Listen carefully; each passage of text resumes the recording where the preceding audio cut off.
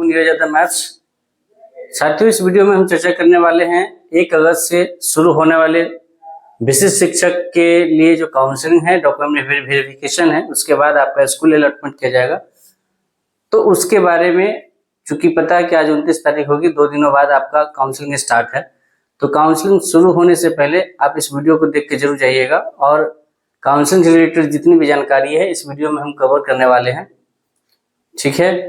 और यदि आप इस चैनल पर नए होइएगा तो प्लीज चैनल को सब्सक्राइब कर लीजिएगा। वीडियो अच्छी लगे तो लाइक करके दोस्तों के पास शेयर करना नहीं भूलिएगा और इस चैनल से जुड़े रहिएगा, क्योंकि सक्षमता का जो काउंसलिंग का अपडेट है वो डे बाय डे का अपडेट आपके पास मैं लेके आऊँगा जब से काउंसलिंग स्टार्ट होगी। तो चलिए बिना किसी देरी के हम शुरू करते हैं। किन किन बिंदुओं पर हमें ध्यान रखना है काउंसलिंग के लिए और क्या क्या चीज़ें ऐसी हैं जिनसे हमें सतर्क रहना है ताकि काउंसलिंग में कोई परेशानी ना हो पाए।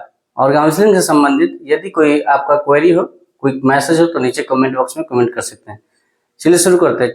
चूंकि आपको पता है कि 1 अगस्त से जो है काउंसलिंग होने वाला है, सब्जेक्ट वाइज, क्लास वाइज और स्लॉट वाइज जो 5 स्लॉट में पूरे डे को बांटा गया है कि एक दिन में कुल 5 स्लॉट में आपकी काउंसलिंग होगी और सभी लोगों का अलग अलग स्लॉट होगा। क्योंकि पता है कि क्लास वाइज में जो काउंसलिंग है वो सबसे पहले होगा +2 वालों का, है ना, उच्च माध्यमिक शिक्षकों का होगा और साथ में लाइब्रेरियन का, जो लाइब्रेरियन है और +2 वाले शिक्षक हैं उनका स्टार्ट होगा 1 अगस्त से। और 1 अगस्त से स्टार्ट होके यहाँ पर देखिएगा तो लेटर में लिखा होगा 1 अगस्त से लगातार। लगातार इसलिए कहा गया है कि अगर मान लीजिए कि किसी को बुलाया गया और संख्या ज्यादा होने के वजह से, है ना, एक दिन में तो काउंसलिंग संभव है नहीं और वो काउंसलिंग जो है एक दिन में भी मतलब 7 दिन भी हो सकता है, 14 दिन भी लग सकता है। इसलिए 1 अगस्त से लगातार की बात इसलिए कही गई है कि 1 अगस्त से शुरू होगी +2 वालों की काउंसलिंग। चूंकि पता है कि एक दिन में 5 स्लॉट ही करना है और एक स्लॉट 1.5 घंटे का स्लॉट है। स्लॉट क्या क्या है? पहला स्लॉट है 9 से 10:30, फिर है 10:30 से 12, फिर है 12 से 1, 1:30 और 1:30 से है 3 से 4:30। यानी जो हमारे स्कूल का टाइमिंग है इन का और आउट का, तो इन से स्टार्ट है और अब तक टोटल 5 स्लॉट में बांटा गया है। और हमारा जो काउंसलिंग होगा DRCC में, जिसका कि अगर आपको पता होगा तो इसका फुल फॉर्म होता है डिस्ट्रिक्ट रजिस्ट्रेशन कम काउंसलिंग सेंटर। ये DRCC का फुल फॉर्म होता है। DRCC बनाया ही इसलिए जाता है जहां पर रजिस्ट्रेशन कम काउंसलिंग, मतलब हर चीजों का काउंसलिंग और रजिस्ट्रेशन यहीं पे किया जाता है, जो कि डिस्ट्रिक्ट में आपका मुख्यालय होता है। डिस्ट्रिक्ट मुख्यालय DRCC होता है। तो ये 5 स्लॉट में आपको बांटा गया है और किस स्लॉट में किस शिक्षक को आना है। क्योंकि अगर मान लीजिए किसी एक डिस्ट्रिक्ट को उठाते हैं, जैसे सपोज अगर सीतामढ़ी को उठाते हैं और 1 तारीख से स्टार्ट है, तो 1 तारीख में +2 और लाइब्रेरियन मिलकर अगर मान लीजिए लगभग 500 कैंडिडेट ने क्वालिफाई किया होगा, तो ये 5 स्लॉट में सभी शिक्षकों का अलग अलग स्लॉट और अलग अलग डेट वाइज उनके मोबाइल पे मैसेज के थ्रू उनको मिल जाएगा। और चूंकि ये भी कंडीशन है कि एक स्कूल से जितने भी शिक्षक हैं एक दिन में उनका 1/3 टीचर ही जाएंगे और वो टीचर लगातार 3 दिन ऑफिशियल ड्यूटी पे रहेंगे। यानी कहने का मतलब कि चूंकि अगर मान लीजिए कि मेरा काउंसलिंग का डेट आया है, तो अगर मेरा मैसेज आया कि 1 अगस्त आना है और मेरा मैसेज स्लॉट आ गया कि स्लॉट इसमें से कोई एक स्लॉट है 12 से 1:30 बजे तक, तो 12 से 1:30 बजे तक अगर संख्या ज्यादा हुआ तो उस दिन मेरा नहीं हुआ तो फिर हम अगले दिन आएंगे उसी टाइम स्लॉट पे। दूसरे दिन में नहीं हुआ तो तीसरे दिन हम आएंगे कंटिन्यू उसी टाइम स्लॉट पे।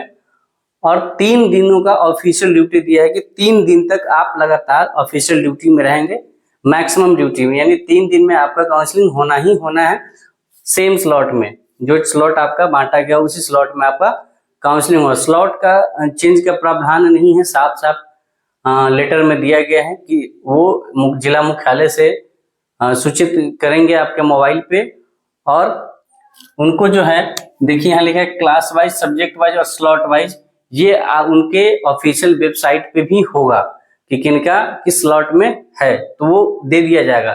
तो मैंने समझाया आपको कि चूंकि अगर एक स्लॉट में मेरा नाम है तो उस स्लॉट में अगर पहले दिन मेरा नहीं आता हो तो दूसरे दिन है, दूसरे दिन नहीं तो तीसरे दिन तक कंप्लीट है कि मेरा हो जाएगा, और 3 दिन तक मैं मैक्सिमम ऑफिशियल ड्यूटी पर रहूंगा। ये बात इसमें कही गई है लेटर में कि आप 3 दिन के ऑफिशियल ड्यूटी पे रहेंगे। तो आप समझ गए कि आपकी जो काउंसलिंग है किस तरीके से होंगी। उसी तरीके से हाई स्कूल यानी 9th-10th वालों का जो काउंसलिंग है 2 अगस्त से स्टार्ट होगा, और जब तक पूरा नहीं हो जाता है उनका स्लॉट, जितने भी शिक्षक पास किए हैं उन सभी का काउंसलिंग नहीं हो जाता तब तक ये लगातार चलता रहेगा। 6 to 8 में ऑल शिक्षक का, सभी विषय के शिक्षकों का 3 अगस्त से स्टार्ट होकर और जब तक इनका काउंसलिंग कंप्लीट न हो जाता है तब तक ये चलता रहेगा। 1 to 5 के लिए दो ये है कि 1 to 5 में उर्दू और अदर शिक्षकों का जो है 5 अगस्त से स्टार्ट होगा। ठीक है, शारीरिक शिक्षक का इसमें भी है 1 to 5 में उर्दू और शारीरिक शिक्षक मिला के 5 अगस्त से, और जो 1 to 5 के जनरल शिक्षक हैं सामान्य कैटेगरी के, उनका 6 अगस्त से स्टार्ट होगा और जब तक इनका काउंसलिंग न होगा तब तक चलता रहेगा। आपको पता चल गया कि आपका काउंसलिंग के लिए आपको एक मोबाइल पे पर्सनल मैसेज आएगा, उसमें आपका स्लॉट बटा रहेगा, उसमें आपका डेट लिखा रहेगा। ठीक है, उसी टाइम स्लॉट पे उसी डेट पे आप जाएंगे और अपना काउंसलिंग करवाएंगे। ठीक है, बाकी डॉक्यूमेंट लिस्ट क्या है उसका वीडियो मैंने पहले ही चैनल पे अपलोड कर दिया है, जाके आप उस डॉक्यूमेंट लिस्ट को देखिएगा। और अदर जगह जो है तरह तरह की व्हाट्सएप ग्रुप में तरह तरह के जो है लिस्ट आ रहे हैं, जैसे ईपीएफ बुक के बारे में बात कहा जा रहा है, सर्विस बुक के बारे में गया है। तो विभागीय आदेश में जो कहा गया उतना ही हम इकट्ठा करेंगे, उतना ही पे मतलब चर्चा करेंगे। उससे ज्यादा जो है हमें अदर चीजें सुनने के लिए कान को बंद कर लेना है। ठीक है, क्योंकि ऑफिशियल लेटर में जो है उतना से हमको मतलब है। या आप ऐसे समझिए कि आपने सक्षमता फॉर्म फिलअप के समय जो भी चीजें दी होंगी उसी का आपको डॉक्यूमेंट लगेगा। 3 कॉपी करना है, जिसमें एक में आपका ओरिजिनल डॉक्यूमेंट होगा और 2 कॉपी सेल्फ अटेस्टेड यानी स्व प्रमाणित किया हुआ आप 2 अलग अलग फाइल में बनाएंगे। आप सोचिए कि हमें सर्विस बुक अभी क्यों मांगा जाएगा, कॉमन सेंस की बात है।